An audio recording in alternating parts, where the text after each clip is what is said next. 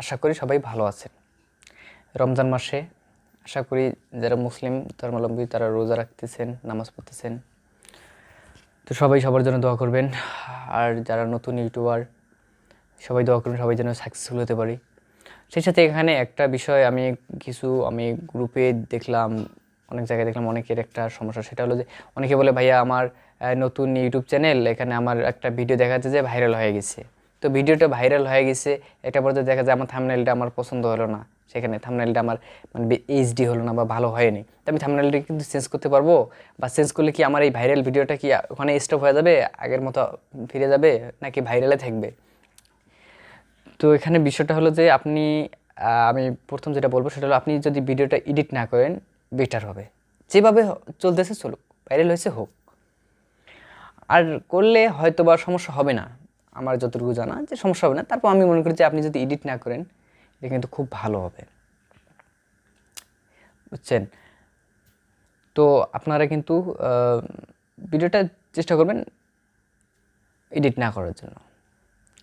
আর এই যে আপনি যে টপিকে ভিডিওটা দিছেন, ওই ভিডিওটা ভাইরাল হয়েছে, এই টপিকে আপনি চেষ্টা করবেন ওই টপিকের সাথে লেগে দিয়ে আপনি আরেকটা ভিডিও করার, যাতে যেন ওই কিওয়ার্ডগুলো, ওখানে যে কিওয়ার্ডগুলো ইউজ করা আছে ওই কিওয়ার্ডের কিছু এখানে কপি করে দেবেন, যাতে যেন আপনার এই ভাইরাল ভিডিওটা যখন কেউ দেখবে নিচে যেন সাজেস্টে যেন এই ভিডিও আপনি যে পরে ভিডিওটা দিলেন ওই টপিকের আলোকেই ভিডিও করতেছেন, তখন কিন্তু এই ভিডিওটা কিন্তু সাজেস্টে আসার সম্ভাবনা থাকবে। তখন আবার এই ভিডিওটা দেখবে, তখন এটাও আপনার একটা পর্যায়ে দেখা যাবে যে এটাও ভাইরাল হওয়ার সম্ভাবনা থাকবে। কারণ যখন বেশি ভিউ হবে, ওয়াচ টাইম হবে, ইমপ্রেশন হবে, তখন কিন্তু ভিডিওগুলো কিন্তু ভাইরাল হয়ে যায়।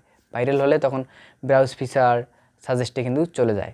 তো এই ব্রাউজ ফিচার সাজেস্ট কি এই কথাগুলো আমি আরেকটা ভিডিওতে আপনাদের বলবো। কারণ ভিডিও আমি সবসময় ছোটো করার চেষ্টা করি। ভিডিও ছোটো হলে সবাই দেখতে চায়, ভিডিওর লেন্থ বেশি হলে কেউ কিন্তু দেখতে চায় না।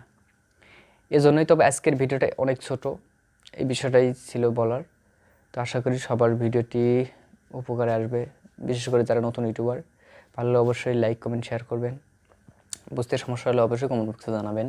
আর সেই সাথে আমার এই চ্যানেলে যদি আপনি নতুন দর্শক হয়ে থাকেন, অবশ্যই আমার চ্যানেলটি সাবস্ক্রাইব করে দিবেন, পাশে থাকা বেল আইকনটি বাজিয়ে দিবেন, যাতে আমার নতুন নতুন ভিডিওগুলো সবার আগে আপনি পেয়ে যান। তো সবাই ভালো থাকবেন, সুস্থ থাকবেন। আবার দেখা হবে নতুন কোনো টপিক নিয়ে। আল্লাহ হাফেজ।